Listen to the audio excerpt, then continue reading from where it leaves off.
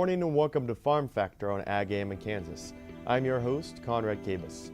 A series of soybean schools were offered in February of 2015 to provide in-depth training targeted for soybean producers. The schools were held at a variety of locations and were sponsored primarily by the Kansas Soybean Commission and several entities with an interest in the soybean industry. Stay tuned for our coverage of the event.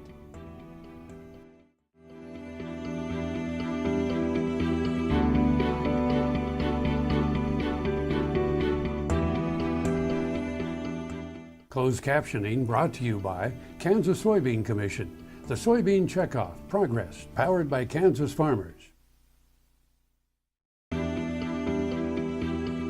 This segment is brought to you by Kansas Wheat. Learn more at rediscoverwheat.org.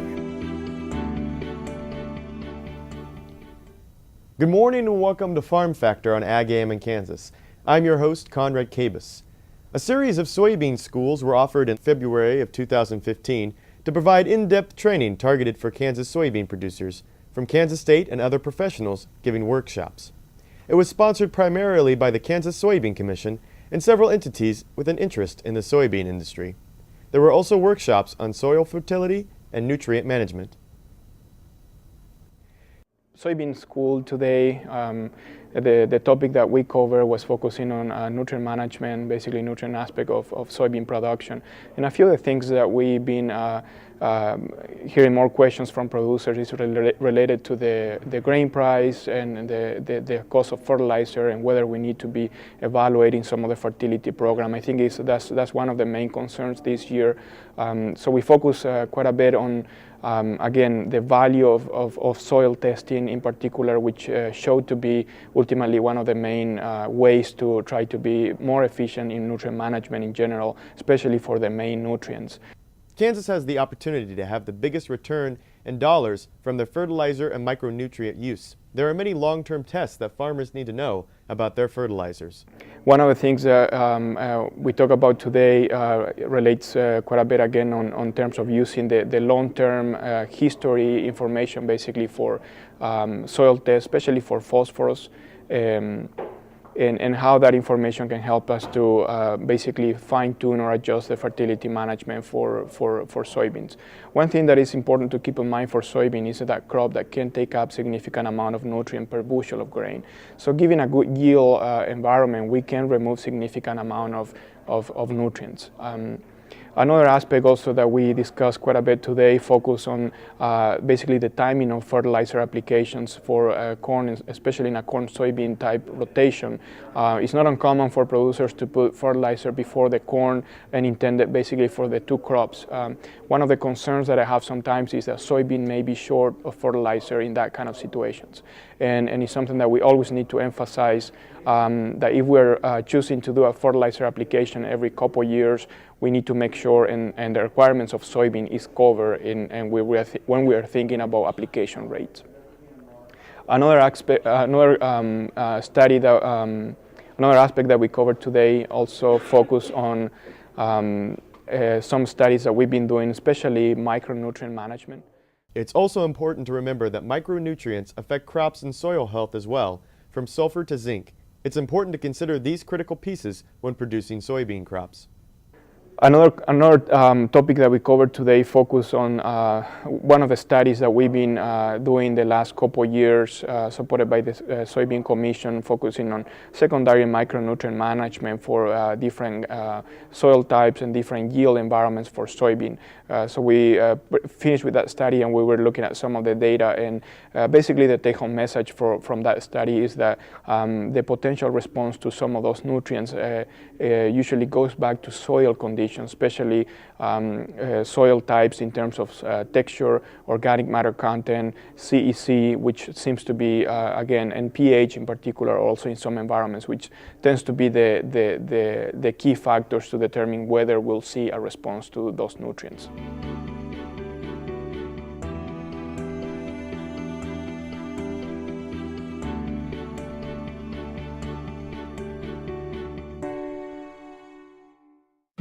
This hog is Hanover hoof for meal made from U.S. soybeans. Now, one hog isn't that impressive, but suppose we add another, and another, and another. Before long, you've got billions of hungry customers around the world all clamoring for the same thing. Our soybeans. Learn more about the billion-dollar appetite of animal agriculture at beyondtheelevator.com. Brought to you by America's soybean farmers and their checkoff. Tallgrass Commodities offers producers bulk commodities at a reasonable price with reliable service throughout the whole Midwest. To find out more about Tallgrass Commodities, visit tallgrass.us or call 785-494-8484. Valley Vet Supply is devoted to providing information and professional quality products at reasonable prices. Valley Vet Supply. This segment is brought to you by Central National Bank. Put our ag professionals to work for you.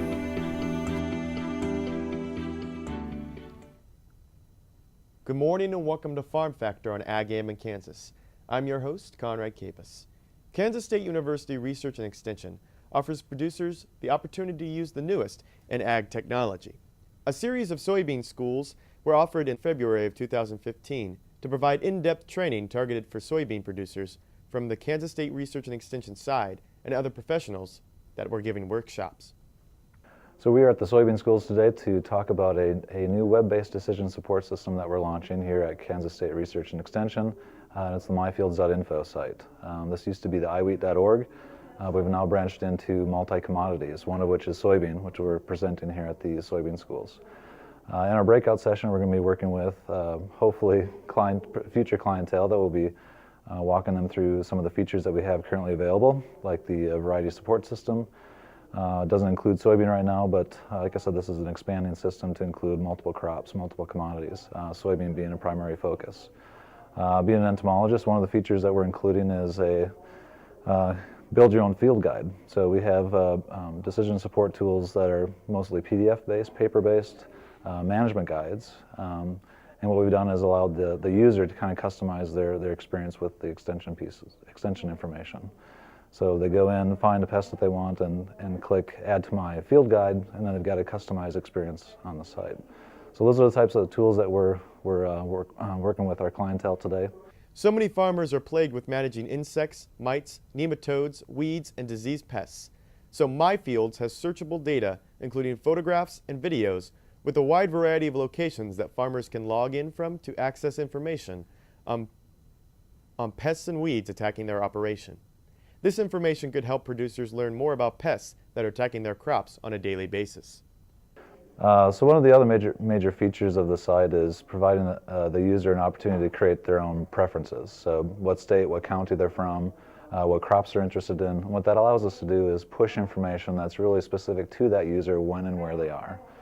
I think that's one of the unique advantages that we have with the MyField site, is that it's not just a place where information resides, but it's really the way in which we're delivering that information to interested users. So again, going back to the arthropod guide, we don't give you every pest that we know is important to Kansas. Instead, we let you pick and choose the pests that are important to you. And because of that, if there are alerts that, again, it's an alert system that we're working on for MyFields. Once that's in place, it gives us an opportunity to actually send information that's specific to the pest that you're interested in. So if there's a fall armyworm outbreak in your area, and that's something that you've selected in your field guide, we can actually push an alert to you. Again, that's talking more about future features of the site, which is why we're here workshopping with potential stakeholders. We want to get that feedback. We want to build a resource that our clientele will use.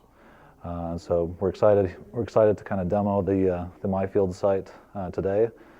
And to check it out yourself, you can go to myfields.info and create an account today.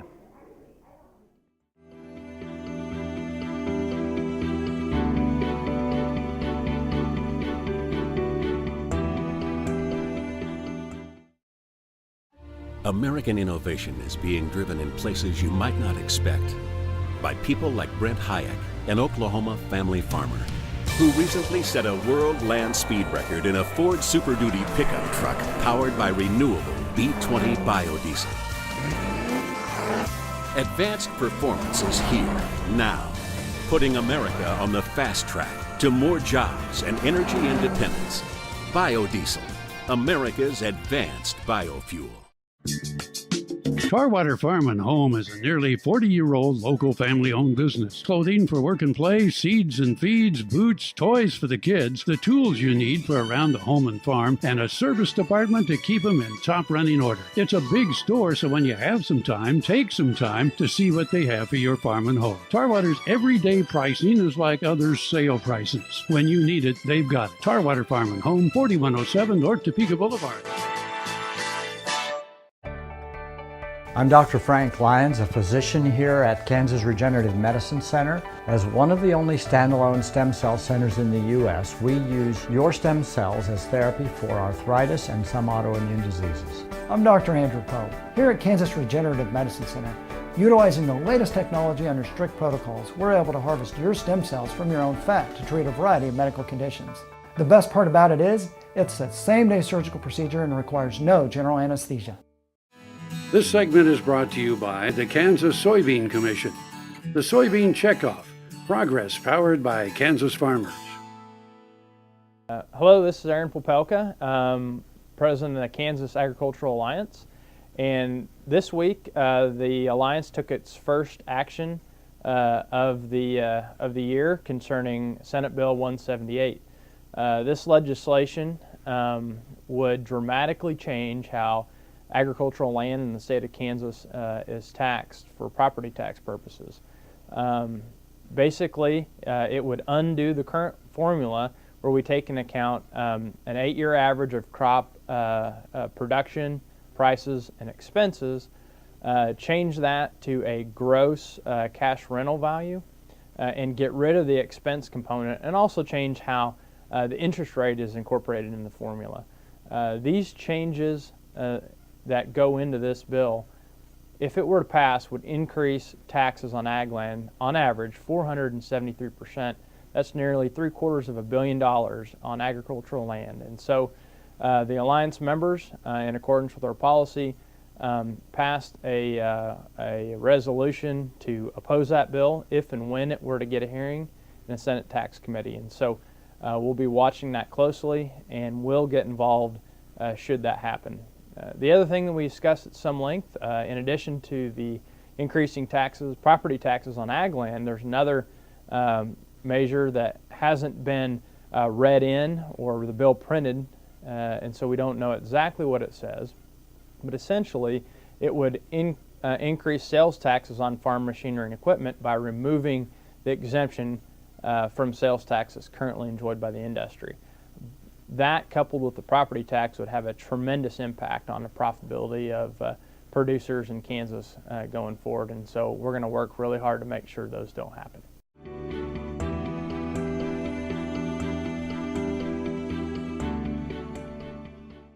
Kansas Farm Bureau, the voice of agriculture, represents grassroots agriculture. The state's largest and most powerful farm organization stands up for its members through leadership development, agriculture education, legal defense, environmental advocacy, farm safety, and risk management. Members also enjoy money-saving benefits. To join our organization today or to learn more, go to www.kfb.org or find us on Facebook and Twitter.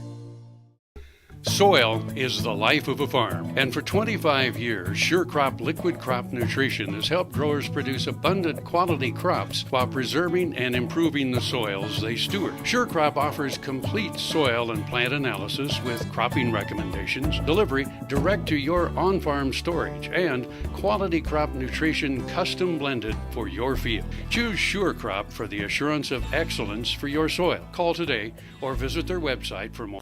When your living depends on agriculture, you can depend on KFRM 550 AM. If you're in the southwest three-fourths of Kansas or the northern half of Oklahoma, catch us at 550 AM on the radio dial. But if that isn't you, listen on your cell phone at TuneIn Radio or on your computer at KFRM.com. We promise to keep you informed, entertained, and company as you go through your day. KFRM 550 AM, the voice of the plains. We would like to join your management team. Kansas Farm Bureau, the voice of agriculture. To join today or for more information, go to kfb.org or find us on Facebook and Twitter. Good morning and welcome to Farm Factor on Ag Game in Kansas. I'm your host, Conrad Cabus. Soybean schools were held in February of 2015 to provide in-depth training targeted for soybean producers from Kansas State and other professionals giving workshops. Stu Duncan gave a workshop on increasing acreage in the central part of the state and beyond. This morning I was presented at our soybean school, the first of our 4 that we're having statewide this week. My presentation here, to Salina, we're covering as many aspects of intense soybean production as we can. So our acreage has grown so dramatically in the central part of the state. As I look back 12 years ago, the beans or more were planted east of the Flint Hills. Now the central part of the state is picking up over 40% of the state acreage now, from south to north. Really has grown in the central part of the state, and that's why I think it's very important that we were here at Salina. We'll be in Derby tomorrow, Independence on Thursday, and then up in Sabetha up in the northeast corner on Friday. Soybean yields are affected by many factors, some of which were introduced in the workshop in Salina. Distinctive psychological characteristics provide insights for unusually high soybean yields, responsible management practices creating a unique maximum yield, and of course, weather conditions. They remain influential on yield. These and more are ones that producers need to watch for. What my presentation involved was the soybean production management, the aspects of what the farmers can do to produce a high-yielding, viable crop. Still very restricted by the weather, but most our Kansas data and data from results from surrounding states would show that planting date, weed control, making sure we've got enough seeds out there, and that's my presentation was more of a general one, but planting date and row width are probably our 2 biggest factors, at least in the central part of the state, depending upon your yield environment. When you're in a higher yielding environment, and I would call that 50 bushel plus potential, you can incorporate a few more practices, a few more tweaks into the system. In the 25 to 40 or 50 bushel yield environment, still I think row spacing can make a big difference, and especially here in the central part of the state where we have a lot of heat, and unless it's irrigated, now I'm talking pretty much dryland, if you're on an irrigated site, I certainly would go with a 15-inch or narrower row if I had the capabilities to do that. Narrower row spacing will just allow that canopy to form quicker. It will, which will save water and keep the canopy cooler when it's in those critical flowering times. And in central Kansas, or as in most of Kansas, in a dryland situation, you can do that all right, and if it still gets, and we hit our very hot temperatures at peak flowering times, we still can have issues with pod set, because what we want is as many nodes on that plant with as many, that equals more flowering sites, which equals potentially more pod sites, which gives us potentially more pods and then more beans per acre.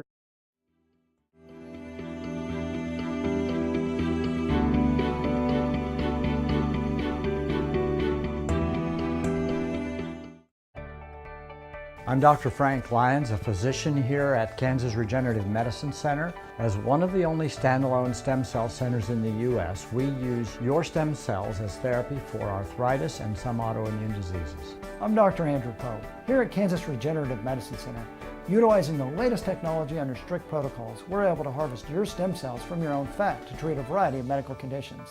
The best part about it is, it's a same-day surgical procedure and requires no general anesthesia. Buying a car shouldn't be this hard. And at Brown Chevrolet Buick in Wamego, it isn't. It's actually awesome. Whether you want a new or used car or truck, Toby's team can make the deal. Even if you want to custom order a new car or truck, Toby's team can make the deal. See Toby's team at Brown Chevrolet Buick in Wamego. We're awesome. The Kansas Wheat Innovation Center in Manhattan is rediscovering ways to get improved varieties and new genetics in the hands of farmers faster. Grower-led and checkoff-funded research initiatives are bringing about positive change. This grassroots leadership provides a strong voice in Topeka and Washington, D.C. Now is the time to partner with Kansas Wheat in moving wheat forward. Kansas Wheat Commission and Kansas Association of Wheat Growers. Farmers investing in their future and yours. Log on to rediscoverwheat.org. Ag AM in Kansas is brought to you in part by Sure Crop, liquid crop nutrition delivered right to your farm. Good morning and welcome to Farm Factor on Ag AM in Kansas. I'm your host, Conrad Cabus. Kansas State Research and Extension recently held a series of soybean production schools that were offered in February of 2015 to provide in-depth training targeted for Kansas soybean producers. We're here today at the K-State Soybean School, which I've been fortunate enough to be invited to talk about insect pests of soybeans. And in Kansas, we have primarily 3 insects that can be very devastating as far as yield goes. We have several pests that can cause concern because of defoliation on the leaves, and I call those indirect feeders. But we have 3 that primarily can and do feed on the marketable product, the pod and or the seed inside the pod. That is the corn earworm, or sometimes called the soybean podworm, the green stink bug or brown stink bug. There's a couple of different species of stink bugs. Probably the most common in Kansas is the green stink bug, and the bean leaf beetle adult. Those 3 can all feed on the pod itself. In that case, if they do, they will open up the seeds to desiccation and to disease or to just falling out, and that impacts the marketable value very quickly. Or they can, in the case of the stink bugs, they will just feed right directly through the pod onto the seed, where they suck the juice out of the seed. They leave no telltale sign of their feeding, so most growers don't even realize they're there until they harvest and there's only a third or a half of the yield that they were expecting. Producers should be careful in identification with pests, and when they are sure they know what it is, they should go out and sample these pests to find out when they first arrived in the soybean fields.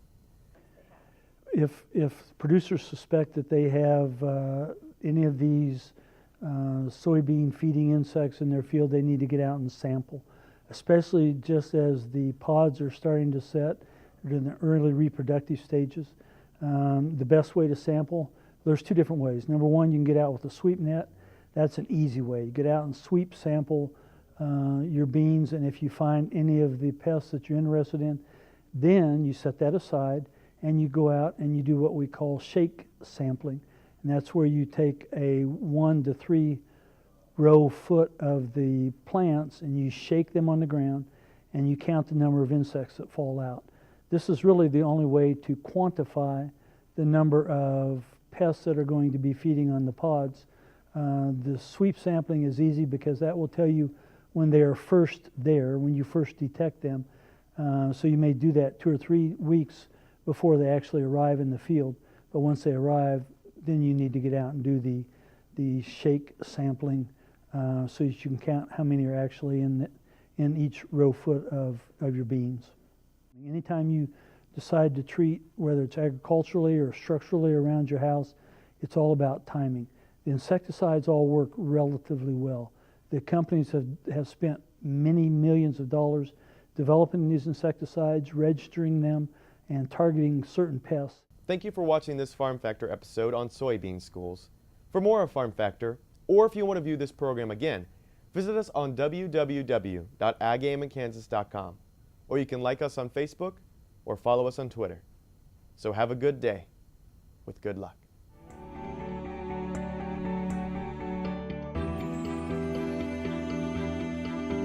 Closed captioning brought to you by Kansas Soybean Commission, the Soybean Checkoff Progress, powered by Kansas farmers.